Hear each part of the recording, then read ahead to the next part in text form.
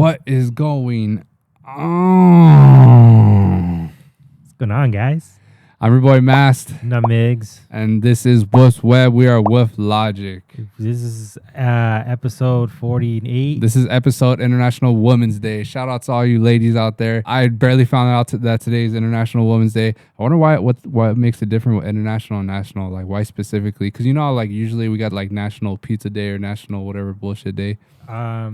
I think. So why is this one international? That's a valid question to ask that I don't have the answer. What's so special about the ladies? They birthed us.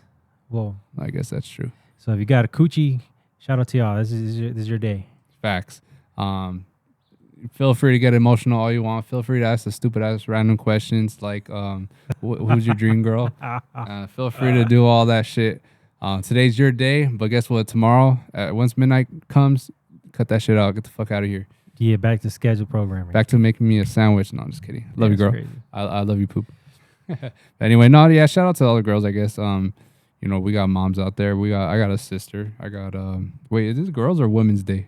Women, I mean, cause she ain't no woman yet. So yeah, you're right. She ain't 15 yet. Oh man, speaking of that, actually, she turns 15 this year, but she's having sweet 16 out of 15. So yeah, she one of those. Americanized. Nah, I don't know if that's actually her. If she wanted a 15 or not, I think she did want a 16. But nonetheless, you know, it'll be a cool little event next year. Got something to look forward to, I guess. Even though I don't want to see her get older no more. I know. I walked in and she was like, she's all older down. I'm like, damn, what happened to you, Little Miss J? She says, Little Miss J. What happened to her? No, but anyway, what was I gonna say? So yeah, speaking of all those national days, I was actually kind of curious, like what days. You know how like there's a day for everything, pretty much. Yeah. So I wonder if there's like anything for our birthdays because I've never checked that. So and you know I'm pretty sure by the week there's a new one. So I've never checked one either. So let's look at it. So my birthday is December 21st. Does December 21st have a national day? Watch it be some bullshit, man. Like National Tangerine Day. National Avocado Day. I'd probably decided to do something with winter and shit. See, I knew it. On December 21st, National Maine Day recognizes the 23rd state to join the Union and the most eastern one, too. Man, ain't nobody give a fuck about that shit. Crab cakes. Why'd I gotta get screwed with that? But all right. I feel like there's more, though. So there's one that says, what National Food Day is on December 21st? And that is seafood lovers celebrate National French Fried Shrimp Day. That makes sense because of Maine. Oh, yeah, that's right. The East Coast has all that shit. Yeah. They got that on lock. That's actually something I look forward to if I ever travel that side. I think Jonathan mentioned North Carolina or South Carolina. They have like a bunch of good seafood. Let's see what else. All right. So let's see. Yours is March 6th. March 6th, which is 2 days ago. At time of recording. And we are currently recording on the 8th of March. Thanks for that mix. National Oreo Cookie Day. Yeah, I mean, all right. Hey, what the fuck? You have a bunch. It says National Dress Day, National Frozen Food Day, National White Chocolate Cheesecake Day, National Dentist Day. Get your ass to the dentist, boy. I actually do. I got this wisdom teeth that's kind of annoying me right now. So I can tell it's about to get pushed up again. So I'm like, I probably should get rid of this. Damn. I still have mine, but my dentist said I didn't need to get it removed because it doesn't hurt or anything. So I don't know. It's not hurt. It's just like I can feel it coming. I'm like, all right, I'd rather not get. I'm just scared that it's gonna push my front teeth even more inward because that's the problem with my teeth. You know, some people say that my teeth look decent or nice, whatever, but nah, really those shits are pushed inwards, and that's probably why you can't tell.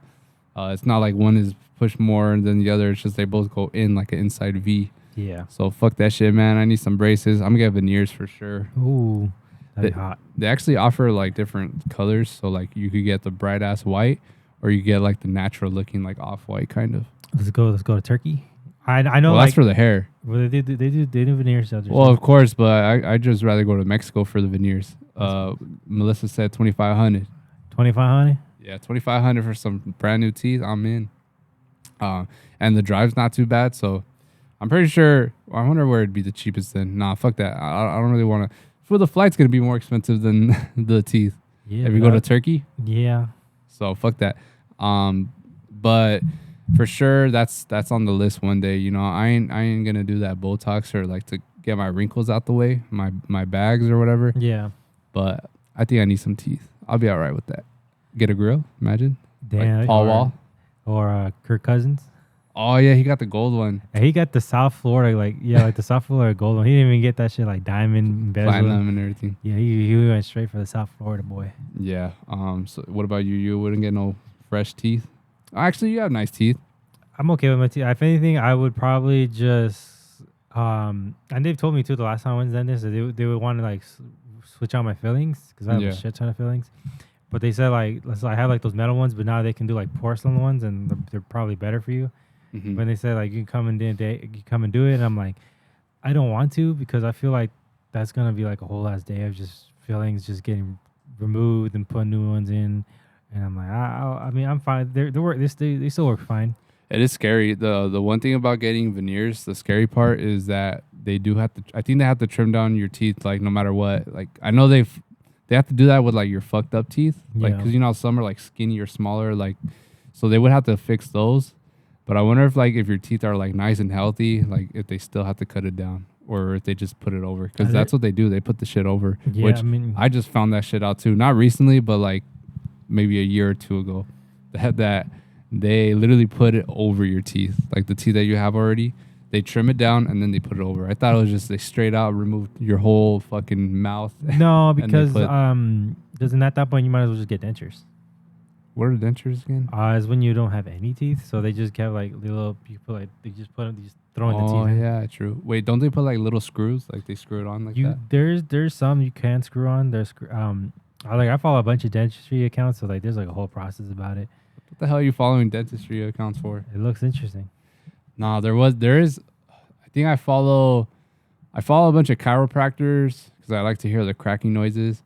I follow the Mexico spot for the teeth because obviously I'm gonna go one day. Yeah. I wonder when I'm gonna do that, but anyway. And then I feel like there's Kitty, bro. She stays following me like those BBL pages, like the pictures or whatever. Well, she doesn't stay doing that, but she's done it a couple times. I was just like, why are you sending me like another girl's like rack? Damn, she's trying to catch you. That's their fake way of getting you got by sending you some bait. She's trying to fuck up your algorithm. I didn't even think about that.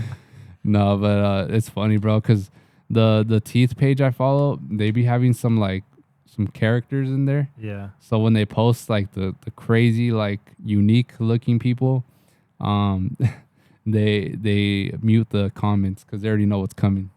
Yeah, no, the ones I watch, like it's like people like they be having a shit ton of like tartar buildup. So it's like tons of calculus. I'm like, how do you even get your teeth to that point? And it's just a bunch of them people just like scaling and like removing all the calculus off. And I'm like, damn, that looks satisfying. Yeah. Oh yeah. I mean that's true. That is satisfying. Like you see all the what is it like tartar on it on their teeth, all built up. Or I've seen some where the shit's hidden under the gums, like in between the gums and the tooth, and it's like, damn, how the fuck did they even know to look there? Well, I guess that's their job. But yeah, no. Thankfully, I've never had like anything like that. I have had my like gums bleed before, but that's why I started flossing. Like it kind of I chilled on all that. It really does. Like you said, as long as it is, if you like floss for 2 weeks and they won't do that. Yeah, well, I think when my teeth were like the worst, I think it was after a root canal. That's when I started flossing like heavy. Because fuck that shit, man. The root canal is so brutal.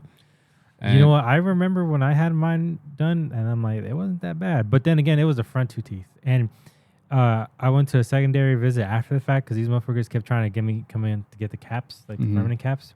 And I'm like, I don't have any money for that. Like it costs everything just to get those root canals done. Like you basically tapped out my insurance. And so then I went to the homegirl's office, and then her dentist was like, I don't know, man. Like, well, one, like they weren't that great, but they still work. Second of all, from the looks of your teeth, I don't really think you need those root canals in the first place. You know what, though, man? I don't know. I've heard like situations like that where doctors say like, "Oh, you don't need it," and then like you go to a different doctor and they're like, "What the fuck was that doctor thinking?" Like you tell them what the doctor said, yeah, and they're like, "Oh, that doctor's stupid." It's like vice versa. That's why you when there was like big like root canal, just like really things like you guys like that's actually gonna cost a lot of money. It's best to get like second opinions Because like these motherfuckers, they will try to get you to get that shit done right then and there because they want your money. Yeah. No, yeah, I've experienced situations like that too.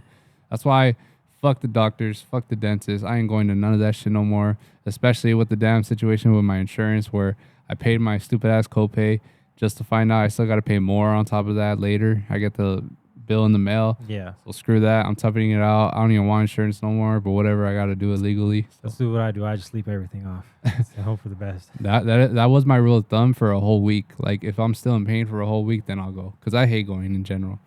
And another big reason why I hate is now I have to pay like $130 a visit pretty much. Yeah, that's so stupid. Yeah. But anyway, so shout out National Dentist Day. Go see your dentist. But let's get back to National Women's Day. So we're in March now, right? So we got Beyond Wonderland coming up. That's in SoCal, of course, not the other one. And let's This one surprisingly is free of shootings. Crazy. Damn. Anyway, all right. So let's give a little spotlight to the woman DJs of Beyond Wonderland. So we got Aluna, back-to-back Kalina Zanders. We got Girl Scout, and then we got Plaz. Shout out her. We got Mad Girl. Shout out homegirl. And I hope I'm saying this right. And Fiza Let You Go. She was fired when we saw her. Remember we saw her? Oh, fuck. It was at the Nas, but it was by the Speedway, but the other side. Oh, that was for Beyond, but for like that's when I got my phone stolen. Damn. R.I.P. R.I.P. No, but anyway, she throws down techno. Go check her out. Obviously, you got Lily Palmer, a part of the B2B. She throws down. Sarah Landry. The queen, the high priestess of hard techno. Man. Yeah, Sarah Landry and Lily Palmer, you really don't want to miss those, in my opinion. Jada Castro, I never heard of her, but she's playing Factory 93. I've never heard of them either. So it's a techno artist right there. Go check her out. Jay Wara. Fire. Yeah, fire. You will not be disappointed for that. We should probably give a little background of these artists. So a little speed round. Mad Girl, hard dance music. Right now she's heavy on her hard techno shit, so go check her out. Yep. And Fiza, Lily Palmer, Shay, Sarah Landry, they're all techno. For sure, it's going to be a vibe on that stage. You got Jay Wara, who's like house music. I don't know if there's like a specific niche genre to that, like subgenre of the house, but every time we play her, she kind of plays like different variations of house music. Yeah. And then you got Blossom Day 2, house music, a main stage. Shout out her. Yeah, she's a good listen for sure. Hades, I think she's doing drum and bass right now, or Hades? Or is that like, was it Hades or Hades? Hades? Yeah. Why is it pronounced like that? That's weird. Well, anyway, is she doing like drum and bass or electro? It's just like a little bass bit music, bass music. a lot of electric stuff, a lot of like halftime stuff. And then if you're also still into bass music, you got Level Up. She's actually Subtronic's girl. Are they fiancés now? They're married. So they're actually married. This is wives. Yeah, so go check out Level Up if you're into that bass music. Miss Dre. Miss Dre. I've never seen her. So I haven't either. So what kind of music is she then? House and techno. All right. A lot of house techno is event, which I'm all for. Yeah, it's over there at the Insomniac Records stage. You got Vanessa, part of the B2B with Walker and Royce. Not and bad. by the way, people, if you're new to this raving shit, B2B is not a DJ. It's two DJs DJing together that usually don't, pretty much. That's the way of connecting them to show you that it's a duo set. Yeah. We got Fatima Haji. I so much regret not missing her set at the techno. Fuck, I'm drawing a blank. The friggin' the trance event, Dream State. I'm sorry, the friggin' event was Dream State. I missed her event because I had bathroom issues for a good amount of while. And then we got Kyra. I've never heard of her before, but I know she's a female, and she will also be playing Factory 93, which means more than likely techno. Yes. And you know I think that's it for the females. You know, sorry if I missed you, and I'm just not familiar with all the names, especially with all these names that be they be confusing whether it's a girl or a guy, and you don't want to just assume genders. So Don't assume my gender. any highlighted artists for Beyond in general now? We will be there. Did we talk about that yet? I think we have. All right. Well, just to recap again, you gotta watch Will Sparks. Gotta watch. Pretty much stay at Factory 93 all weekend if you want, and you'll still have a good ass time. Yeah. There are like I'm probably the most good chunk of time, but there are other artists that want to see like Will Sparks. I actually kind of do want to see Crank That if he's not conflicting, because like I really enjoyed his EDC Orlando set. Yeah. And then he plays a lot of cool stuff. Odd Mob if he's not conflicting, because I've actually been trying to see that for a minute. Mm-hmm. So like if it was someone's first time raving at Beyond, all right. So if there was a first time raver at Beyond, which DJs would you tell them to go check out? The main stage. Anyone at main stage? No, I'm just kidding. No, probably Alesso, I think. Alesso. That's a kind of good entry artist. Yeah. Because Alesso's obviously he has a mixture of like pop music with EDM. He's not super on pop, but he has like remixes that, I guess you want to direct those new ravers into sets that will have mainstream music, stuff that you hear on the radio. Obviously, you want to know like the background of that new raver, like maybe they're into Latin music, so direct them towards like Dioro. I don't think he's playing this. No, I don't think so either. No, but and then like hip hop background, you want to direct those people into trap music. I think Shaq's playing, right? I could be wrong. I think he's playing. Oh yeah, Shaq. Wait, is he playing? I think I could be wrong. DJ Diesel. Let's see. Yep, he's there. Diesel. Yeah. He's always a good time. Introduce people into the dubstep. Yeah, and obviously, like, who wouldn't want to say I saw Shaq DJ at a rave? That's crazy to even think about.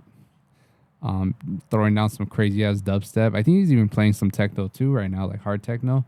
He's kind of tapping into a bunch of genres right now. It's not exclusively dubstep anymore, but for sure you're gonna get a lot of that headbanging stuff. Yeah. So, I guess when you're introducing the new ravers into the whole rave scene, you for sure want to advise them about the dubstep crowd being like super aggressive.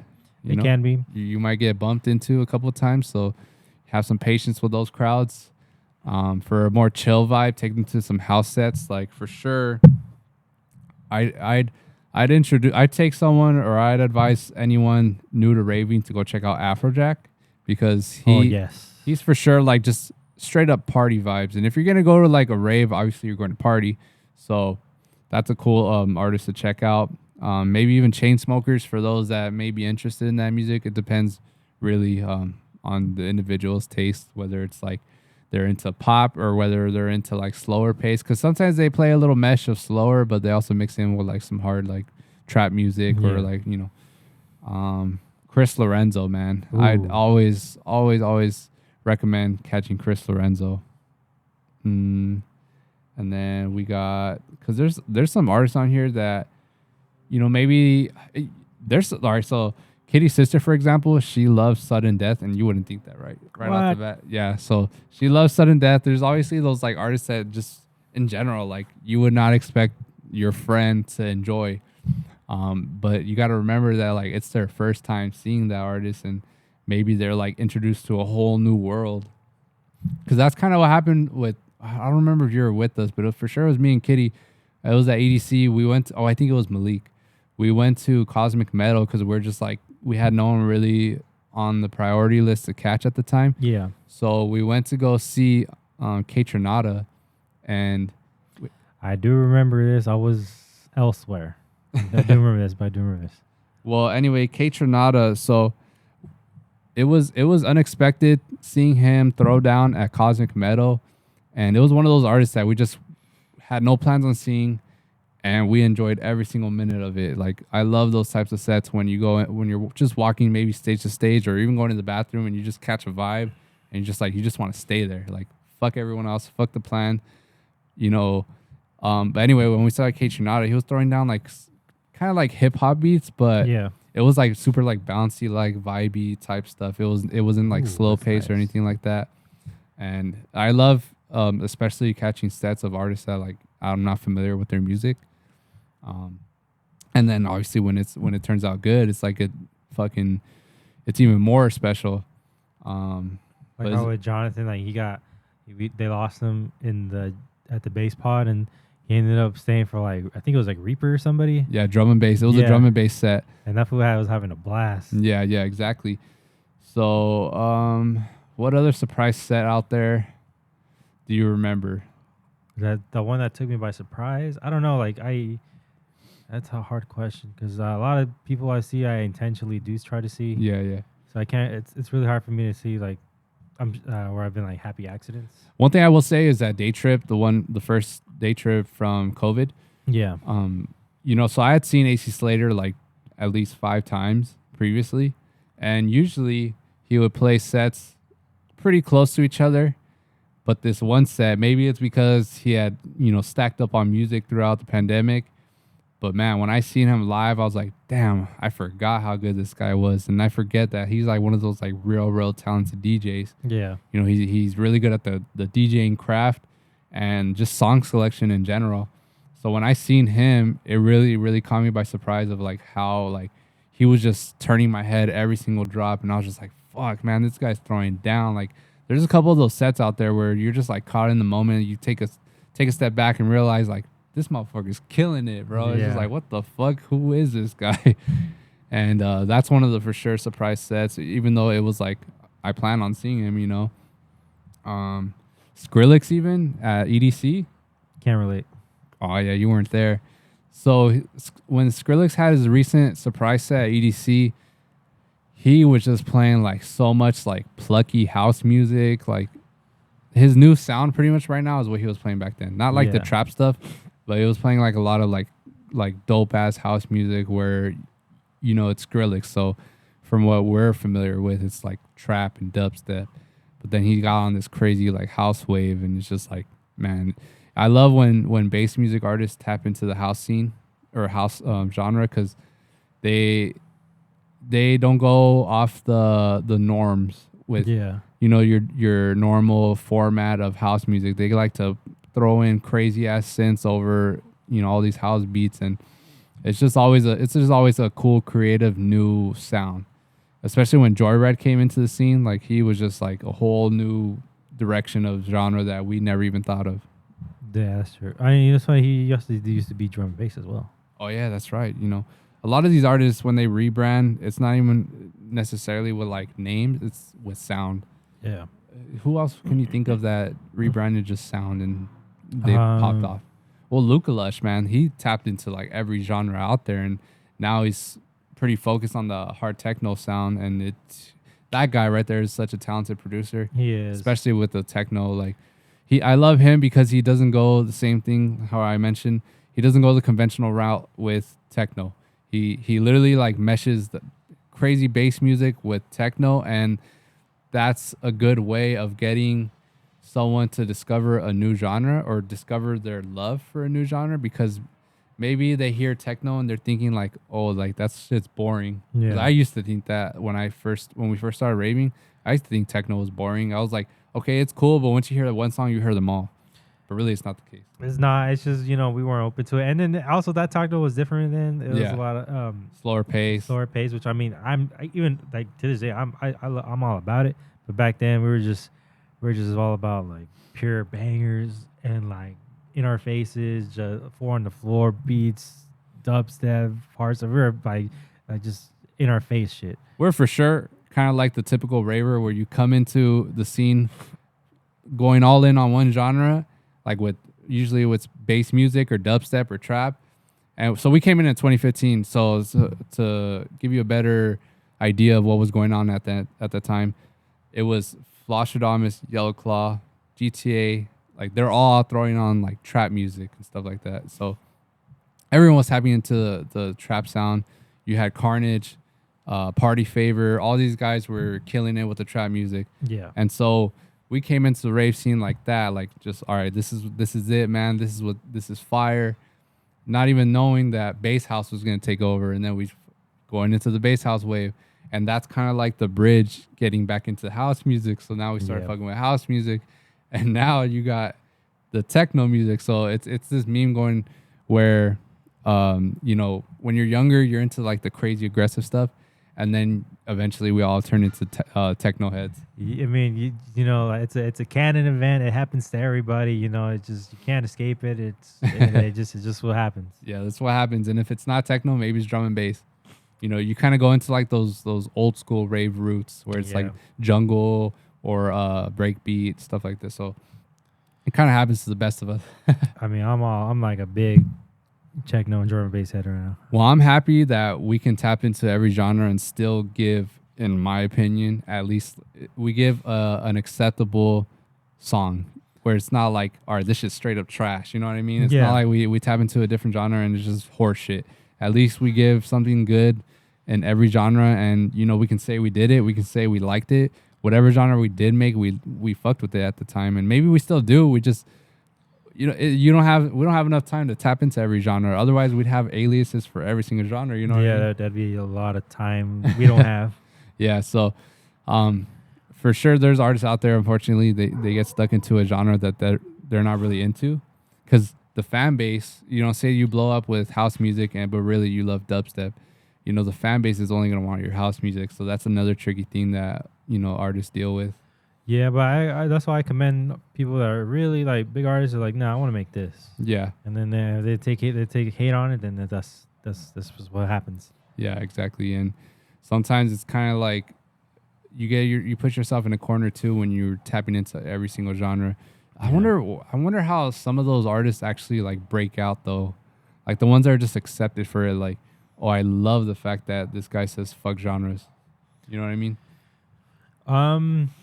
You know what? That's a good question, because there's only a few people that kind of get away with it. Yeah. And then everyone else has to like somewhat stay in a kind of a niche area. You know what I feel kind of maybe an advantage to that too though is when you're so I feel like I guess a key tip for producers, especially if you're young, you're gonna have an advantage by entering the scene, tapping into all these genres at a young age, because essentially you're tapping into, so when you're most ravers are probably like in their 18s to 25 range, right? Yeah. So we're growing with you. We're growing up with you. Our taste is changing with you. I feel like that kind of goes hand in hand with the consumer and the artist, is our tastes are changing together. And because I've noticed even that with YouTube, like all the old YouTubers I watched, they changed their style as the years went on.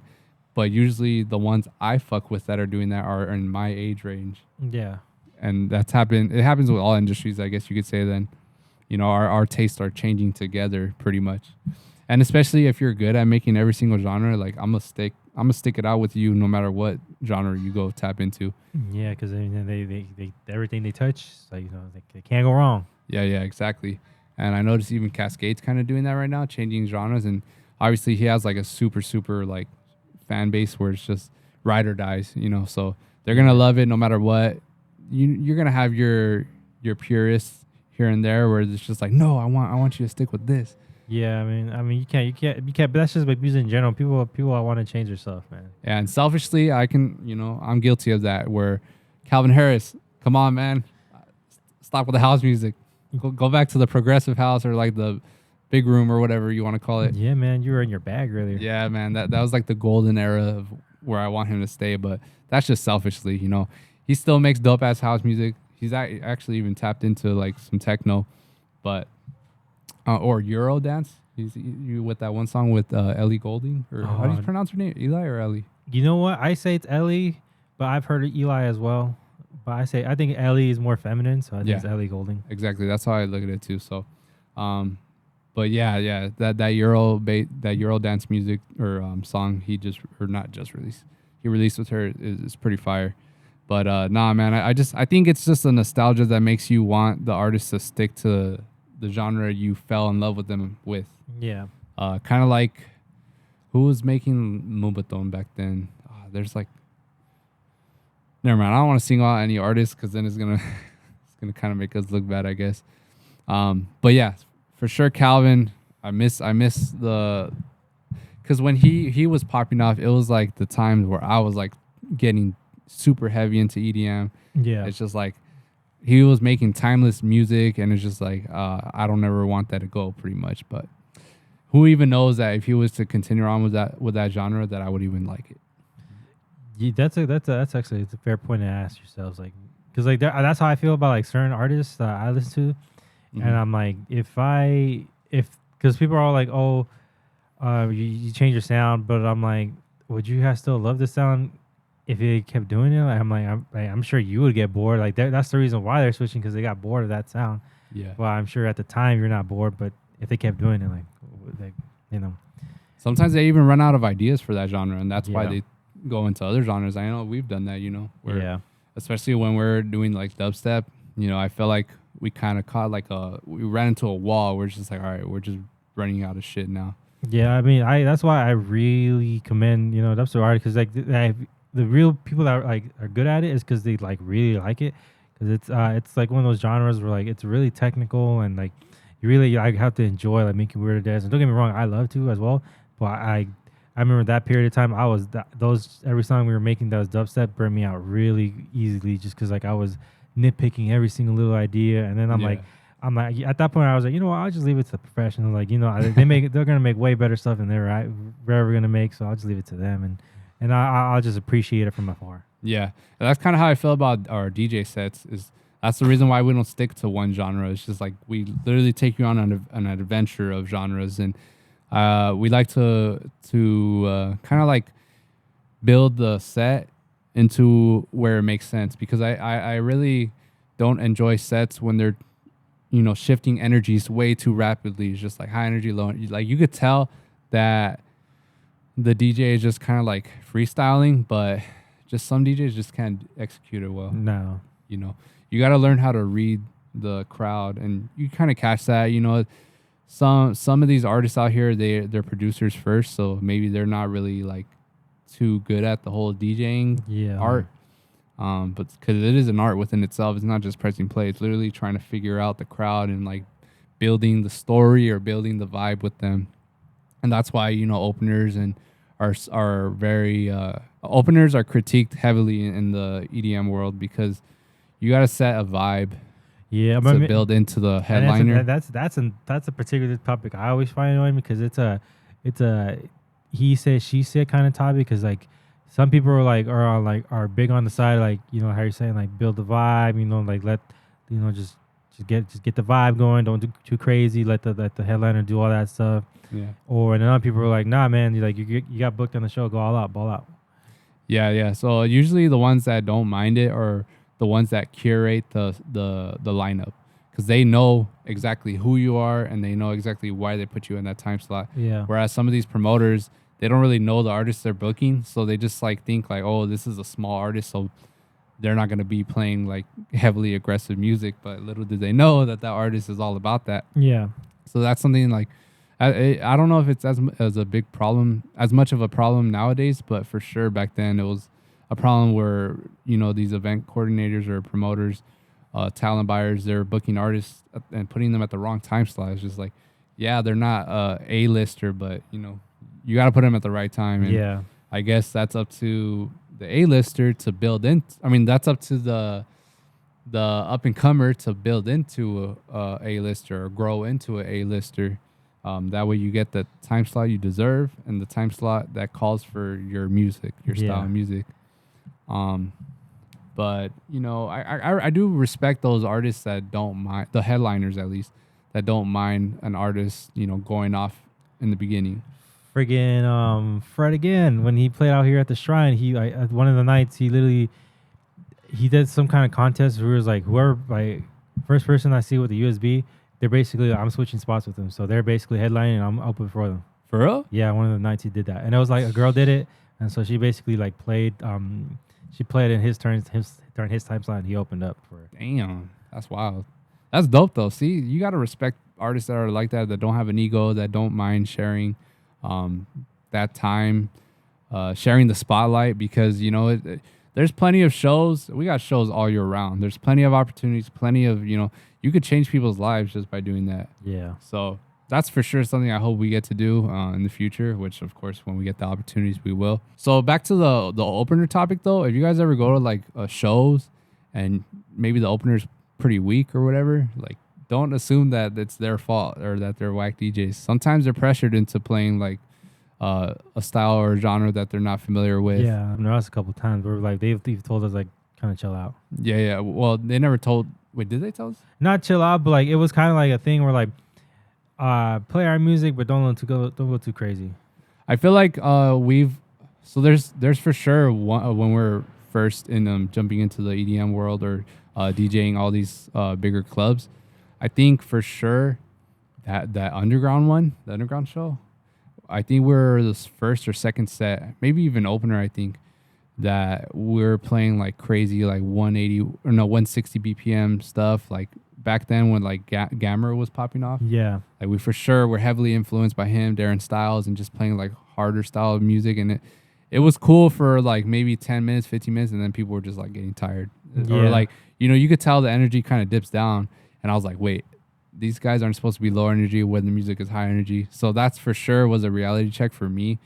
It was a learning lesson, I guess. You got to know the crowd. You got to know who's on the lineup too. That way you kind of like match the music you're gonna play with maybe the fans that are gonna be there. Yeah. It's a lot of going into it with DJing, like a lot more than you think. So respect to all those openers that are really good at it. I feel like I'm at a point with the DJ career where I love to play styles that we're not used to, and I love to play songs that I know a lot of people won't know, but it's a crazy vibe. And I love playing songs that I know other artists aren't going to play also, because I hate playing the same set that you're going to see fucking 30 minutes from now or an hour from now. Yeah. And that's a big problem with the scene right now too. You get the same songs every set. I remember when everyone was playing that Mo Bamba song. Yeah. It was like every other set, bro. Yeah, I got old quick. Or the ASAP Ferg one. Not Work. Shabba. Yeah, Work. Every fucking artist. And then, I don't really mind when a song is blowing up in the moment and maybe you catch it within that month. Like everyone's going to play it, obviously, because everyone wants to. It's a brand new song. Yeah. But when it's a song that's been out for like 3 years already and everyone's still playing that shit, like I loved it at the time when it came out and maybe for that whole year. But after that, when Prison Riot was getting played over and over. Yeah, that got old, man. No offense, that's not timeless, but it was just overplayed as hell. Yeah, like now it could for sure have a resurgence where, everyone's going to fuck with it again. Yeah. But there was like a good 2 years where everyone was playing it and it was like, it was driving me nuts. Yeah. It kind of gave the opposite effect because normally that song's like a hype song, like, all right, we're just about to go crazy. Yeah. And we hear it and like, man, we got to hear this song again. And yeah, that's no offense to GTA and Floss. It's just, that was just in the moment. Yeah. It's just, it happens where you get burnt out of the songs, burnt out of even DJ sometimes. I mean, but that's also a credit to that how big that song was. Like everybody was playing it. Yeah, for sure. But do you think that do you think GTA and like Floss, do you think they get tired of playing that song every time? Oh yeah, no doubt. Like that's why some DJs, they won't even play that one song you're looking forward to because maybe they're tired of that shit. But catch them a month later, they bring it back. That's true. And also, I've noticed some DJs, they'll play a specific like set list for clubs versus festivals. Yes, that's true. I feel like for festivals, they like to be a little bit more safe, but for clubs, because it's not recorded or anything, they just play whatever they feel like. Yeah, that makes sense.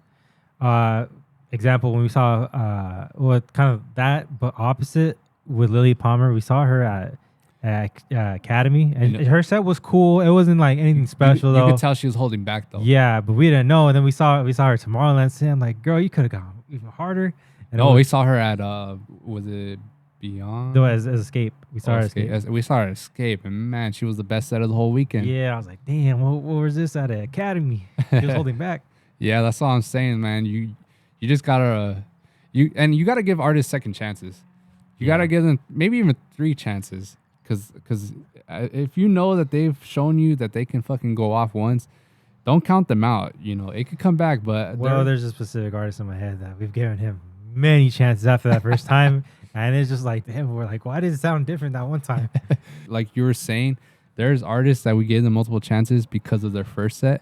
And after that, they were just went it wasn't the downhill. same. I was like, I don't know about that first set, and I was just like, but that first set was so crazy. Like we gave him many chances, and then You got it blue wasn't- balled. Yeah, and I was like, it wasn't Bamboozled. like bad, but it was just like that first it just hit different. I was like, damn. And then there's other artists where maybe their sets are just whack, and then something just switches out of nowhere, and they're just fucking going off every single set from now on. Yeah, that's happened. That's happened too. But anyway, yeah. For all you veteran ravers, go check out those random artists that you've never seen before. You never know who you're gonna discover and who you're gonna fuck with. I know we did that with G Jones. Like I've never heard his music, but I've seen his name, and we saw him at Nocturnal, and fucking crazy. The fool came out from the crowd. I was like, this is some boss shit. Yeah, exactly. And then what other artists? Oh no, I'm sorry. I'm thinking of Kennedy Jones. Oh yeah, we did see Kennedy Jones over. Oh yeah, bro, that was crazy. That guy, man. He was in his bag that year, bro. Like he was for the good 2 years, I think, since Yeah. 2014. Kennedy Jones, though, like he for sure is one of my favorite DJs. He's a top-notch performer because, like you mentioned, he came from the crowd, and I haven't yet to see another artist do that. I feel like when we came into raving, like a lot of these artists set the standard so fucking high. Yeah. Because dudes were giving out merch, dudes were giving out like Party Favor, he was giving out wristbands. DJ Snake was giving out little cutout cardboard faces and logos of himself at EDC. I still have one. Yeah, you would just get a whole bunch of that stuff like that, and now it's just like no one really does that anymore. Yeah. You'll get the occasional shirt throw or whatever, like in the crowd, but yeah, I feel like artists, we gotta step it up and get back to doing that, giving out merch, kind of just giving the fans a new experience. Anyone could just throw down a fucking crazy DJ set, but we gotta bring it back up another level. But yeah, that performance wise with Kennedy Jones, like it was really dope. And after that, it was French Montana. And then he played Work, but that was when Work was like it had just come out, so that song was fire. And the security guard was being all lit in front. I was like, yeah, that was a great weekend. Yeah, one thing for sure that we've learned about security guards is they hire anyone. Shout out to homie Johnny. Shout out homie Johnny. They hire anyone, bro, and they can give a fuck if they get fired or not. They'll go and do whatever the hell they need to. That's why it's annoying me. Like, all right, some people take their job too serious. I'm like, all right, come on, bro. Yeah, it's really not that big of a deal. Some people have huge ass power trips, especially at raves, because they know like they have little patience with drunks and people that are on drugs. Yeah. So that's just kind of annoying. It's just like what you signed up for. Don't be a fucking asshole. But yeah, I guess we can. That could be a cool little segue into this. Pro tips for entering a rave. Find the young security guard. Yeah, find the young security guards because they're the ones that are more lenient. Those older heads, they take their jobs too serious a lot of the time. They take forever. They're slow too. Like you're gonna see the long ass line, and in front of it is gonna be a super old security guard. So go with the young bucks. You can never go wrong with those guys. Yeah. As you're walking towards the security check, have your bag open and ready. Don't try to sneak in no alcohol with the water pouch. It doesn't work. A lot of the time they tell you empty it. Although lately the security has been pretty lax. So let's see what other pro tips. As soon as you get in there, go take a piss or shit and go to the furthest porta potty of any bathroom section. Even in the middle of the rave or towards the end, you really always want to find the furthest porta potty because usually those are avoided until peak hour. Those are always like empty. Yeah. And they're the cleanest. They have the most toilet paper. So even the handicap ones, if no one's in use. Well, some people go in there. Oh yeah, but I'll be like, bro, if I'm not, they're like, rarely have I seen like handicap bathroom being used for like a handicapped person. It's always like, right. It's always just like random people coming in and out of it. Well, there's never really any handicap ravers if you think about it. Like those little handicap what are the platforms? Yeah, they're usually empty or they have like 2 people and their friend. That's true. So it's like not really many out there. Shout out to you guys though if you are in a wheelchair and you still doesn't hold you back from raving. I remember the EDC documentary. They had that one wheelchair dude. You want to be on Trans DJ? Oh yeah, that's right. I wonder what he's up to because I think I follow him on Instagram, but I don't know his name anymore, so I wouldn't be able to find it. But yeah, that dude's out there, wheelchairing and DJing. So shout out that dude. Yeah. What other pro tips? Oh I guess fill up your water early. Fill up your water right away. Get there early, first of all. Get to the event early. I guess specifically for the NOS Center, you want to go to the blue parking lot, in my opinion, I think. Don't avoid those parking. Avoid parking in the street because you're going to get your car broken into. It's bound to happen. Yeah. Maybe one day you'll get lucky, but that doesn't mean the next day is guaranteed. All those people charging for parking is literally not worth paying $20-$40 for just like a extra 5 minutes, shaving 5 minutes off because you're still going to walk no matter what. For those of you going to Beyond, they're on the side of the NOS Center, kind of by that Carl's Jr., there's a little parking lot right there too. You want to park right there. I feel like that one's a good spot to park. That's been the spot for the last couple of times. Yeah, get there early though. And then maybe you can even use the bathroom at the porta potties on the way walk there. I'm gonna keep it a bug, man. I straight boo boo either before I'm in event or right after I'm in there. I've had too many close calls where I'm too old in life to where I'm like, hey, if I gotta go out, I gotta go. I gotta take a shit. Yeah. But I will try to do it as early as possible because I'd rather not do it later on in the event. So let's rewind it back. All right. Rave day. You're going to wake up. Guess what? You wake up, start getting ready. That way, because before you know it, it's 1 o'clock, 2 o'clock, and then before you know it, doors open at 4. So get your asses ready early as fuck. Go eat. Make sure you eat as soon as you wake up. Probably that's going to be your last meal for the day, or unless you don't care about taking a shit at the rave, go ahead and eat something early. Drop your boo-boo before you head out because you want to avoid porta potties, right? Yeah, but I don't know about you. This always happens to me. I'll go before we leave, and then I get there, and then I have to go again. Yeah, maybe it's nerves, but it's like subtle nerves. Yeah. Because I don't get nervous for these shits anymore, No. but maybe internally it's like you know what you're about to walk into, and you got to prepare yourself. Yeah. But anyway, it doesn't hurt to go right as soon as you enter. They're clean. Yeah, they're clean. You know, you have water, you have toilet paper. Yeah, exactly. Yeah, because the water at those little sinks, they always run out, always. So go get that out the way. For phone security, I'll probably attach the link in the description for you guys again. Get the little lanyard. You could even get a backpack with super secure zippers, maybe hidden zippers, because phone thieves are out there like crazy. Especially at the NOS Center. That's all they do is literally just go in there just steal phones. Yep. You're going to want to take... You know what's funny, though? I feel like, yeah, people get their phones stolen, but I feel like that's more of a main stage kind of thing. Because when we were at Factory 93, I feel like it's just so spread out. Like, it's not really that kind of environment. But, like, at the main stage, everyone's crowded like sardines. So it's like, it's a free-for-all for pickpocketers. Well, you know what, man? I feel like, yeah, for sure, main stages are going to be the hot spots. But, you know, it's kind of all crowd-based. So... You're going to have the more young crowd at all the other stages, literally all the other stages. But the stages you'll have the mature crowds and the good vibe people are going to be the Lost in Dream stage and the Factory 93 stage. Why? Because those stages attract the more calmer people, maybe more mature people, older maybe. Yeah. Better vibes pretty much, to put it in better words, I guess. Because... we love all genres, but there's no doubt that dubstep brings those crazy aggressive people. Sometimes they're on crazy drugs that maybe they're not even aware of what they're doing. And then main stage, of course, is just the natural go-to stage for any new raver. And unfortunately, with all these people that aren't familiar with PLUR or just raving in general, you know, there's probably going to be some people that are out of place and don't care about respect at all. Yeah, so...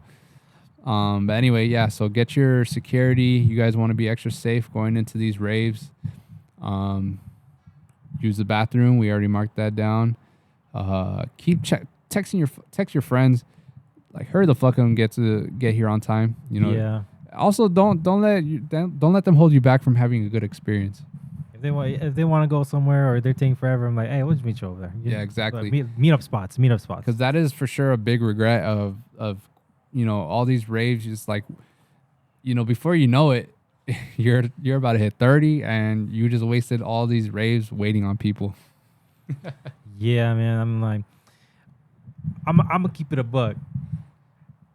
Ain't no more who got to go to the bathroom. I'm gonna go to the bathroom.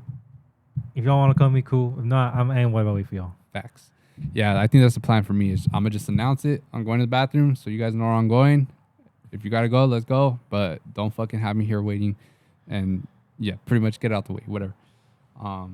So what was I gonna say? Yeah, so as soon as you guys enter as well, if you're new to this raving shit, mark a meetup spot, whether it be this bathroom, whether it be this sign, whether it be this corner of this stage.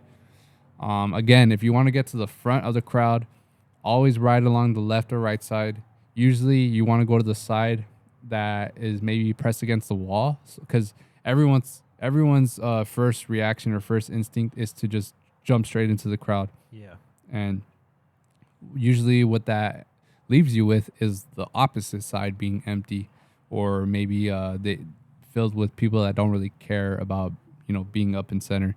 It's usually that's just, I don't know, for whatever reason, the opposite sides are just empty. People don't think about it. They just go straight into the crowd right away because they're not really thinking, I guess. Because if you go main stage, usually it's on the left corner. You want to go behind the crowd and go straight up, right along the VIP rail. Yeah, it's usually a quicker way. Yeah. Let's see. Anything else? I can't think of anything. The rest is just kind of common sense. Oh yeah, merch shop. If you want merch, get there fucking ASAP, because those lines build up quick. Oh hell yeah! They run out of stuff. Make sure you take $50 to $100 if you really want like a good piece of merch, because it is a little pricey. And let's see what else. I would recommend that you don't do too many half and half sets. Yeah. Because you don't really get to fully enjoy it. It's like you're there for 20, 30 minutes, and before you know it, you already got to start walking somewhere else. And especially if you have a crowd or a bigger group with you, it's like it's a hassle.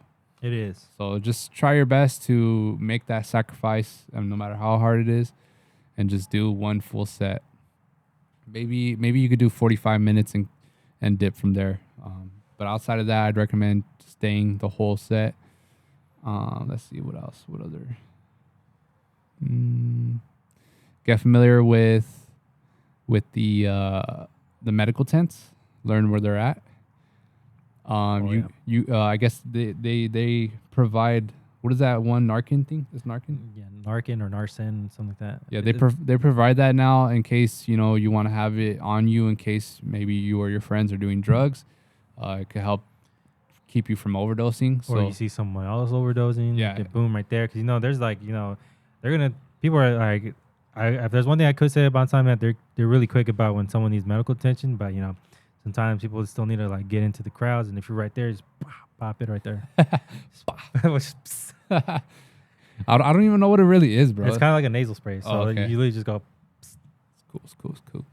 Yeah, see, I wouldn't know because I'm an angel and I don't do drugs. Exactly. Anyway, but what else? What other tips? I know there's a bunch of shit, man. You just gotta really think about it. You don't really remember these tips till you're in there and they pop up. Take chapstick because lips for sure get dry out there. Fuck yeah.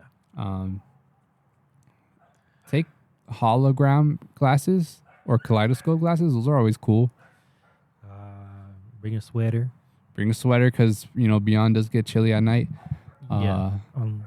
I've for sure have actually bought one time because I was just so cold. I was like, I gotta buy a sweater. Yeah, or just take a windbreaker even. That's true. I feel like that's it then for tips. Yeah. Yeah, I think so. Yeah. I'm sure there's more, but I can't think of any at the moment. Let's see. If I were you guys, I would pregame before going inside because, you know, same thing. Drinks are a little pricey. Water's pricey. So you for sure want to have like a water canteen or a hydro flask or a hydration pack because $5 for water, $6 for water, it adds up, especially if you're thirsty out there or dehydrating. Or you can use it for your beer too. So you don't I like sometimes I don't drink my beer all the way and I just put it in my flask and it still stays frosty. True that. That'd be cool if they let you take an ice at least. Yeah, but they won't. They're usually dicks. I don't know what they're real assholes about ice. I remember when we first went to the first EDC, like they give us ice for free, and now they like be taxing you. They're like, oh, it's a tip, or like they charge, like, or they'd be like, hell no, what the fuck? What you talking about? I'll give you $5. Like, all right, take some ice. Oh. Hey, you remember when they started doing? They did that, like they try to like do like that meal water, Oh yeah. and then I don't think no one really fucked with it, so they switched it back. I know you didn't like it, right? It tasted weird, but I think it was also just the water itself. Yeah. Because the water they provide for free, it's kind of like that little aluminum tasting, like a little metal tasting. Yeah. Like pennies a little bit, but hey, for the most part, it works. Gets the Water, job done. I guess go see every stage. When you go to these festivals, try out every stage. You never know what you're gonna discover. You're paying so much money, you might as well get to experience every stage at least once. Yeah. And then I think that's it, right? I think so. I think that's it. Go on some rides. Oh yeah, they got rides. You for sure want to try at least once, because I mean, if you don't know if you're gonna go back to another rave, hit the ride. Because for us veterans, we're always like, oh, we'll catch at the next one, you know. Yeah. But yeah, check out those rides. Check out, it's actually funny because there's so many like little things out there that we don't even know about till like after the event. Like I remember there was a comedy show at EDC, and I was like, what the fuck? How did I not know about this shit? Oh yeah, I forgot about that. Yeah, with Trevor Wallace. And so yeah, just wander around, explore. If your group doesn't want to explore, go do it by yourself. Yeah. Oh yeah, that's another thing. Maybe try it out alone for an hour or two. Go wander on solo missions, solo adventures. Those are pretty fun. Yeah, those are cool. Be friendly. There's gonna be groups around you. Don't feel, because one thing I did see is I forget which, it was I'm peaking dude. Namid, I think is Nam. There's this thing called PLUR. Obviously. Oh, I saw that video. Yeah. By now we should all know what PLUR is, and people are thinking that PLUR is dying, which maybe it is, maybe it isn't. We don't know. But all I do know is that if you know about PLUR, it's kind of our responsibilities to spread it, to teach the next generation. Otherwise, the next generation is always going to be worse. If we're not spreading the message of PLUR or anything that relates to the message behind PLUR, we're always going to have rough crowds. We're going to turn into the new Rolling Loud.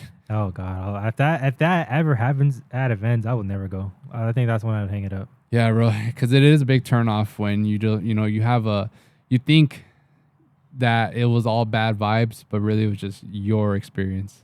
Because there's been many times where everyone has a different experience, and you see the feedback on Instagram, all the posts from the raves page. You see, oh, I had a bad time. This crowd was whack. Crowd wasn't it.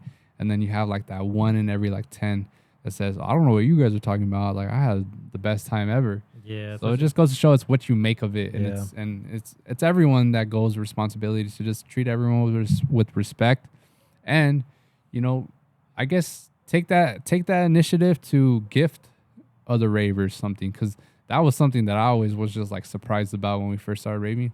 It was like we would get random gifts, or we would meet so many nice people, because it's not my natural thing to just go and just start talking to someone. Yeah. Usually someone else has to do it to me, and I obviously respond with like great positive vibes and everything. But I feel like that's something now that we're older, maybe we should start doing. And so if you guys are watching this and you're a OG raver, or maybe you're getting into it, just spread the love and positivity.